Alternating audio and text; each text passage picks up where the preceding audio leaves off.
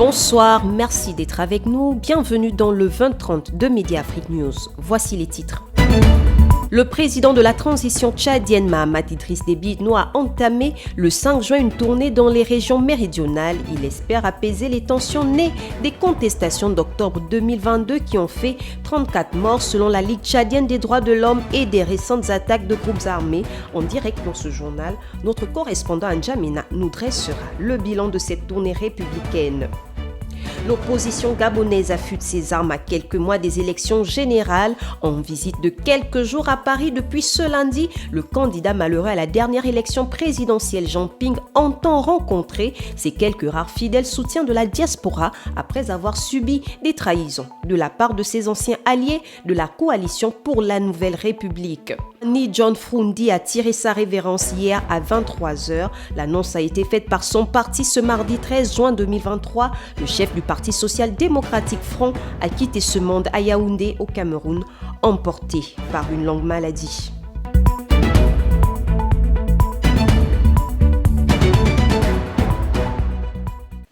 Après la première étape d'une tournée nationale dans le Nord à la mi-mai, le président de la transition Mahamat Idriss Déby Itno a bouclé lundi la deuxième étape qu'il avait conduite dans 7 provinces dans le sud du pays.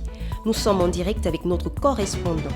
Alors Brahim Banoufou, quel bilan pouvez-vous dresser de ce périple? Selon la tournée, certains ont trouvé normal, logique qu'un président, après ce genre d'attaque, décide d'aller compatir avec la population endeuillée.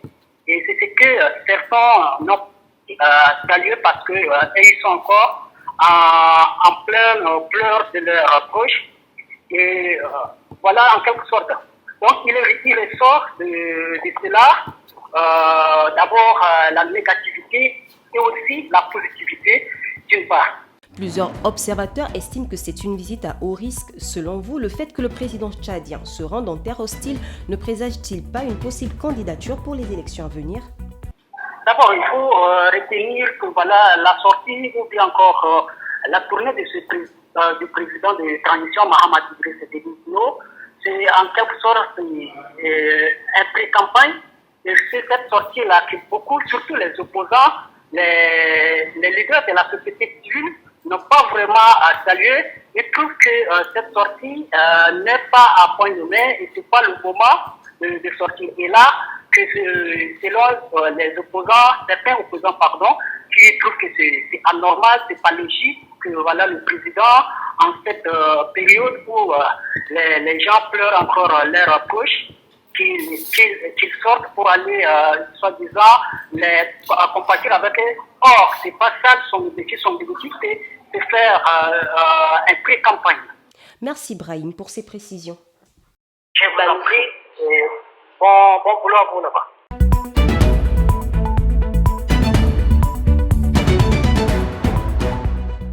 À quelques mois de l'élection présidentielle, c'est par la capitale française que le chef de file de la coalition pour la Nouvelle République, Jean Ping, entend certainement apporter quelques clarifications sur son avenir politique. À l'occasion de cette sortie, Mediafrique News dresse un bref état des lieux de ce qui reste encore des soutiens de l'ancien ministre des Affaires étrangères d'Omar Bongo. Le décryptage avec Karl Makamba. Ils auront certainement été les plus fidèles soutiens de l'opposant Jean Ping. Les Gabonais de la diaspora se sont mobilisés durant ces 7 dernières années afin de faire entendre la voix de leur champion. À tout seigneur, tout honneur, en signe de reconnaissance, c'est auprès d'eux qu'il fait son grand retour au lendemain de la fin des opérations de mise à jour du fichier électoral. Mais parviendra-t-il encore à mobiliser autour de sa personne ? Pas très sûr à en croire le phénomène de transhumance politique qui a cours dans son entourage depuis 7 ans. Comme il est de coutume dans la vie politique gabonaise, nombreux sont ces acteurs politiques de l'opposition qui tantôt ont mis leurs convictions au placard le temps d'un mandat politique, tantôt ont opéré une prise de distance stratégique avec Ping en vue de se poser en opposant providentiel qui viendrait battre le président Ali Bongo. Alors que l'opposition gabonaise était parvenue à fédérer autour d'une coalition pour la Nouvelle République menée par Ping, Certains adeptes de la politique du ventre ont méthodiquement saboté de l'intérieur le mouvement de l'opposant, sous des prétextes fallacieux faisant état d'une radicalisation de Ping qui enliserait la situation politique du pays. Certains ont discrètement entamé des négociations avec le pouvoir en vue d'intégrer le gouvernement Issoze Gondé III. Beaucoup de leaders politiques de l'opposition ont sans doute spéculé sur l'éventualité d'une non-candidature de Ping, aujourd'hui âgé de 81 ans, ou au moins ont cherché à le contraindre à renoncer à un tel plan. Ils se sont pour cela associés dans un bal d'apprentis sorciers autour d'une prétendue union en vue d'une candidature unique, venant ainsi couper l'herbe sous le pied de la coalition de leur ancien mentor dont ils ont préalablement pris le soin de s'en éloigner. Le terrain étant balisé, Ping étant presque isolé, chacun tente à présent de resserrer les rangs au sein de sa formation politique d'origine, tout en courtisant les partisans restés fidèles à Ping afin d'arriver en position de force dans le cadre d'une bataille rangée en vue d'une supposée candidature unique de l'opposition dont la seule évocation fait mourir de rire jusque dans les rangs de la majorité présidentielle. Parmi tout ce beau monde, seule la diaspora lui sera finalement restée fidèle malgré là aussi quelques lassitudes visibles face au retour en grâce du président Ali Bongo qui a su gérer la crise post-électorale.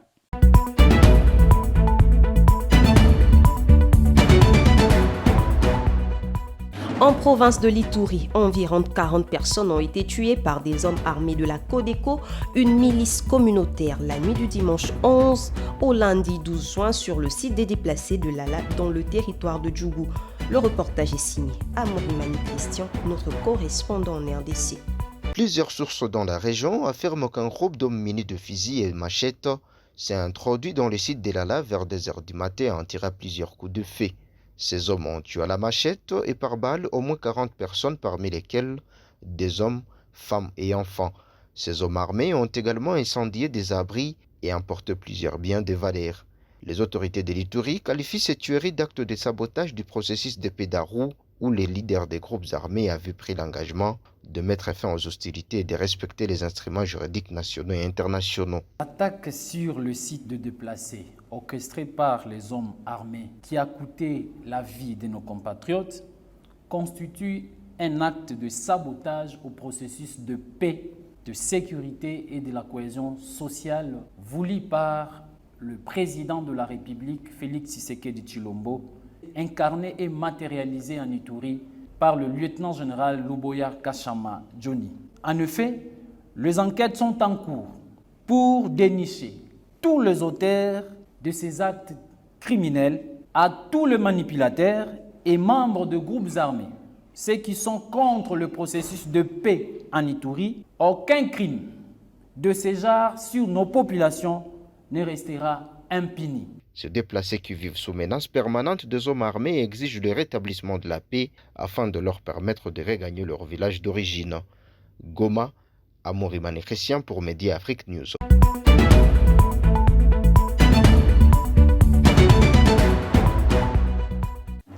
Toujours en République démocratique du Congo, l'ouverture des bureaux de réception et de traitement des candidatures à la députation nationale pour les élections de décembre 2023 se fera du 26 juin au 15 juillet prochain. Au Nord Kivu, les partis politiques et les potentiels candidats se préparent déjà pour cette opération qui va se dérouler conformément au calendrier électoral. Reportage de notre correspondant, Amourimani Christian. L'opération de dépôt des candidatures à la députation nationale débute le 25 juin 2023. La Commission électorale nationale et indépendante CENI invite les candidats, les partis politiques et regroupements politiques à bien se préparer. Comme vous pouvez le constater, le compte à rebours a donc commencé. C'est le moment d'inviter les partis et regroupements politiques ainsi que les potentiels candidates et candidats indépendants aux prochaines joutes électorales d'apprêter déjà les éléments constitutifs de leur dossier. Au Nord Kivu, certains partis politiques sont déjà prêts pour cette opération qui va se dérouler conformément au calendrier électoral. Chez nous, déjà, nous avons une liste des gens qui se sont manifestés comme candidats de l'UDPS. C'est-à-dire que nous sommes suffisamment préparés pour la question électorale ou le dépôt des candidatures d'ici le 25 juin. Patrick Colombé, potentiel candidat à la députation nationale en ville de Goma, a déjà réuni aussi tous les éléments de son dossier et il ne lui reste qu'à adhérer dans une formation politique. Je ne parle pas pas un indépendant, je vais appartenir à un parti politique, auquel je dois déjà adhérer dans quelques jours. Pour moi, personnellement, je devrais vous dire que j'ai déjà entamé le processus et d'ici là, quelques jours avant le dépôt de candidature, tout mon dossier sera complet. Ici, on de signaler que la campagne électorale pour les candidats présidents de la République, députés nationaux et députés provinciaux est prévue du 19 novembre au 18 décembre 2023. Des jours après, interviendra l'organisation de scrutin direct du président de la République, de députés nationaux, de députés provinciaux et des conseillers communaux. Le 20 janvier 2024 est la date prévue pour la prestation du serment du président élu. Goma, Amourimani Christian pour Média Afrique News.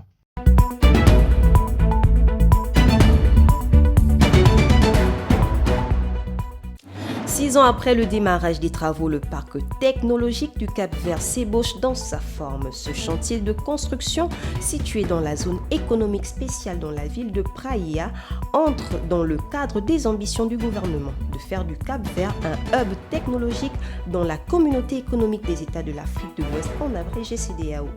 Le récit est signé John Zui.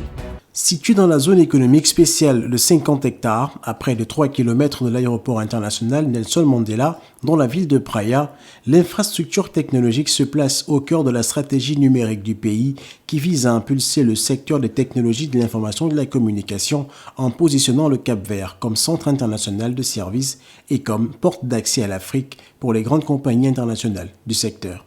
Cette construction s'inscrit dans le cadre d'une vision majeure du gouvernement du Cap-Vert visant à diversifier notre économie qui repose sur le tourisme. Il s'agit d'un investissement qui rapportera beaucoup au Cap-Vert car notre objectif est de préparer nos jeunes à travailler dans ce secteur prometteur aujourd'hui et à l'avenir. Avec des structures impressionnantes et modernes à l'entrée de la ville de Praia et plusieurs autres institutions autour, le projet a la capacité d'accueillir une trentaine d'entreprises du secteur public au secteur privé liées aux technologies de l'information. Estimé à 40 millions d'euros, le chantier de construction du parc technologique national est financé par la Banque africaine de développement, la BAD, et l'État du Cap-Vert pour une durée de vie économique de 25 années. Soulignant que cette construction est située dans une zone spéciale dans laquelle les entreprises qui y sont installées sont exonérées d'impôts et bénéficient d'autres avantages fiscaux. L'inauguration du Tech Park est prévue pour la fin de l'année. D'ailleurs, le président du conseil d'administration du parc technologique a déclaré que de nombreuses entreprises avaient déjà manifesté leur intérêt pour travailler dans ces locaux et que les premières s'y installeront dès ce mois de juin.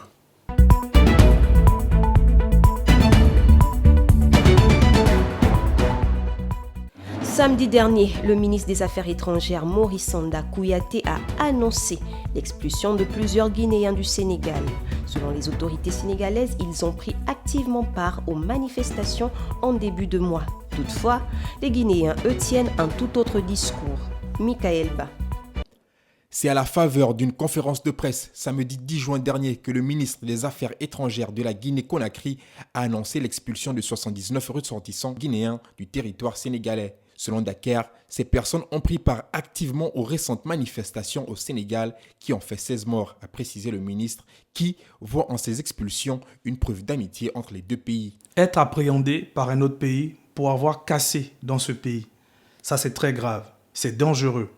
Le gouvernement sénégalais avait le choix entre deux choses. C'était de les faire passer devant les juridictions ou les expulser. Compte tenu de nos excellentes relations, ils ont choisi de les expulser. Cependant, de l'avis des rapatriés recueillis par nos confrères de Guinée News, ces expulsions font suite à un contrôle de pièces d'identité dont ils seraient déficients.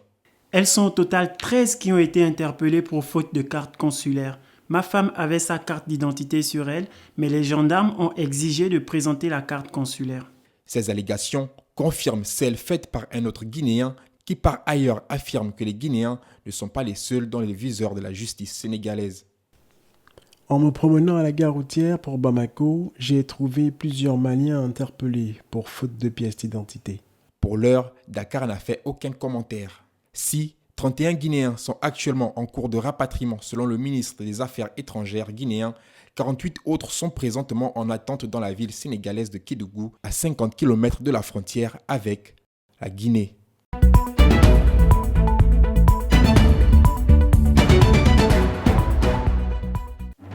Le transport des passagers a repris récemment après 7 ans d'interruption sur l'historique chemin de fer Congo-Océan qui relie Brazzaville à Pointe-Noire. Cette nouvelle, qui devrait réjouir les Brazzavillois, suscite des réactions mitigées des usagers qui attendent encore une modernisation des trains et des voies.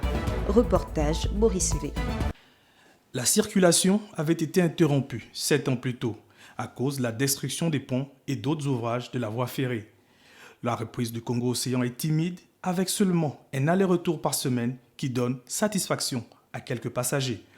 Ce que je peux dire, c'est que c'est un sentiment de joie de pouvoir voir la reprise du train sur l'axe du pôle.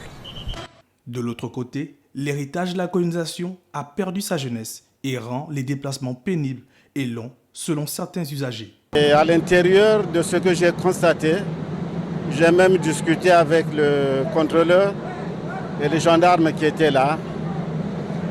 Et les toilettes restent à désirer. Sincèrement, ils ont pris bonne note. Pour l'heure, le gouvernement congolais salue le retour du trafic ferroviaire et espère multiplier les déplacements à plus de 2 par semaine afin de satisfaire le plus grand nombre.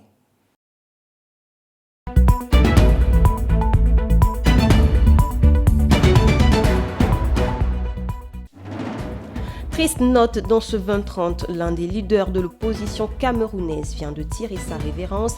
Ni John Fundi n'est plus, il est décédé ce lundi 12 juin à 82 ans. Le chef du Parti social-démocratique Front SDF a quitté les siens à Yaoundé de suite d'une maladie. Commentaire, John Sui. L'annonce a été faite par son parti ce mardi 13 juin. Ni John Fundi a quitté ce monde à Yaoundé au Cameroun, emporté par une longue maladie la veille à 23h30. Selon ses proches et ceux de son parti, il souffrait beaucoup ces derniers mois et avait d'ailleurs été évacué en Suisse pour y subir une opération chirurgicale dans un hôpital de Genève. Rentré depuis plusieurs semaines, l'opposant historique et adversaire des grands soirs de Paul Biya était très affecté par la maladie. Selon un membre de sa famille, ce dernier aurait déclaré sur son lit de mort qu'il a joué son rôle et qu'il était temps pour lui de se reposer.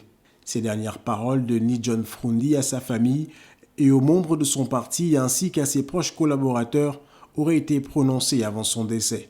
Né le 7 juillet 1941 dans le nord-ouest à Bamenda, la région anglophone du Cameroun, un territoire administré par le Royaume-Uni sous mandat de la Société des Nations et qui est aujourd'hui en proie à un conflit meurtrier depuis 2016, était devenu son bastion politique. Il était surnommé le chairman par ses collaborateurs. John Fundi a dirigé le Social Democratic Front depuis 1990, année de sa fondation. Celui qui était arrivé en deuxième position des suffrages derrière Paul Biya en 1992 lors de la toute première élection présidentielle pluraliste au Cameroun avait renoncé à se présenter à l'élection présidentielle de 2018. Figure emblématique de la politique camerounaise depuis plusieurs décennies, Ni John Fundi avait promis se retirer de la vie politique et de son parti lors du congrès qui devait se tenir du 27 au 29 juillet prochain. Il aura passé 30 ans à la tête du SDF. Il quitte les siens à l'âge de 81 ans sans avoir vu son rêve de changement se réaliser.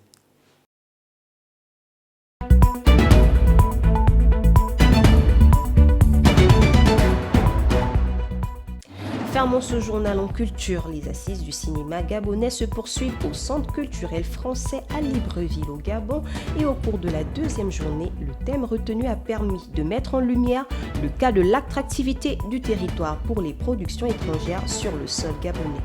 Reportage signé Boris V. La deuxième journée des assises du cinéma gabonais s'est accentuée sur la question du cas de l'attractivité du territoire pour les productions étrangères dont tous les contours ont été largement épilogués. C'est l'une des solutions parce que le fait que des cinéastes viennent tourner ici, que ce soit des films qui sont d'une autre nationalité ou des films de nationalité gabonaise, c'est une occasion de faire travailler non seulement les équipes techniques pour qu'elles soient toujours en activité, ce qui améliore leur performance, mais c'est aussi une façon de mettre un peu d'argent dans l'économie du Gabon. Une expertise bien présente au cours de ce panel qui ouvre la voie aux productions et producteurs étrangers de concourir au développement du cinéma gabonais. On peut retenir plusieurs choses. On peut retenir la volonté à la fois des pouvoirs publics gabonais d'instaurer un cadre pour faciliter la venue des productions étrangères. On peut aussi retenir la volonté des Gabonais de participer à une économie et à une industrie cinématographique pour leur pays. Donc écoutez, moi je suis plutôt confiante pour ce Grenelle et pour toutes les questions qui ont été mises en avant. J'ai mis en place des ateliers de formation où j'ai eu la chance de rencontrer vraiment de jeunes Gabonais avec une énorme créativité et un talent fou. Donc ça déjà, c'est quelque chose qui m'importe, le transfert de compétences, essayer de partager mon expérience.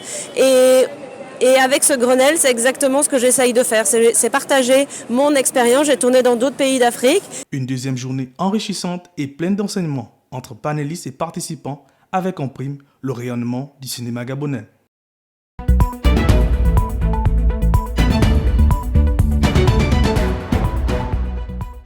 C'est ainsi que se termine ce journal. Merci de nous avoir suivis.